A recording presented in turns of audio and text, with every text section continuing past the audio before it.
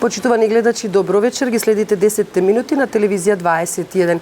Наш вечерашен гостин, шефот на наблюдувачката мисија за избори на ОПСЕ, амбасадорот Јан Петерсен. Господине Петерсен, добро вечер. Ви благодарам што ја прифативте нашата покана. На кој начин ќе ги мониторира изборите ОПСЕ оваа година? We started our work today with a core team in Skopje. We expect next week that we will have 24 so-called long-term observers, which will be deployed throughout the country. And then close to election day, there will be 300 short-term observers.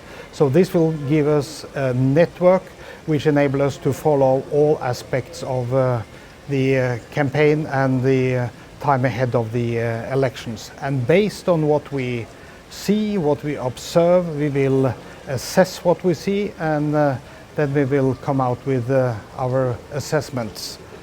Веројатно сте запознаени дека има премногу предизвици, пред Македонија стојат премногу предизвици за да се организираат кредибилни избори. На што најмногу сметате дека треба да се обрне внимание? We are not at this stage going to give any assessment of the situation simply because we started working today and we need to see for ourselves how this develop. Then in our reports we will of course come back to substance. We will present 2 interim reports before the election day. Then we will have a short statement just after the elections, and only 2 months after the elections we will have a full report with recommendations on possible changes. But what we are going to recommend is impossible to say today. That remains to be seen, and we need some months of work before we can come up with a proper recommendation. Државната изборна комисија веќе неколку месеци се соочува со проблеми од таа природа што нема целосна соработка со институциите и секако договорот меѓу политичките партии. Што мислите, дали е подготвена за да организира кредибилни избори? We had a very good meeting with the State Election Committee this morning. We established good working relationships, and we are going to take it from there. How we assess the whole election process is something we can only come out with when we have seen the whole election process. And as this is our first day, we can of course not comment on any kind of substance connected with the process. Веројатно на состанокот ве запозна со проблемите околу прочистувањето на избирачкиот список и така наречените фантомски гласачи или спорни гласачи. Има ли време до 5 јуни да се прочисти тој избирачки список? Well, those are the substantial issues which is on my very first working day here that it is impossible for me to say anything about. I think that I will leave it to him to tell you what we discussed. The discussions was not all that much about substance.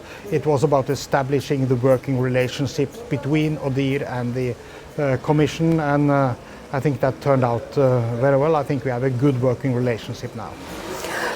Како ќе действува ОПСЕ доколку на денот на изборите се случи нешто непредвидено? That remains to be seen. We have to see. We are going to comment on what actually happens. We will never be in the business of speculating on what might happen. So our comments will be given first in 2 interim reports, and then in the statement, and then in the final report. And what these statements and reports will contain depends on, of course, entirely on what happens from now until these reports are published. Со оглед на тоа што и официјално ја започнавте мисијата, наблюдувачката мисија, тоа значи дека избори на 5 јуни ќе има сигурно.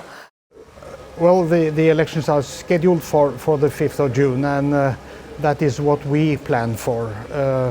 We have been invited by the authorities to observe which date. The first date was 24th of April, now it's 5th of June, and that is of course not something which determine our job. When the elections will be held, we are prepared to observe according to our methodology. Ако добро ве разбрав, рековте, ние мислиме дека ќе се одржат.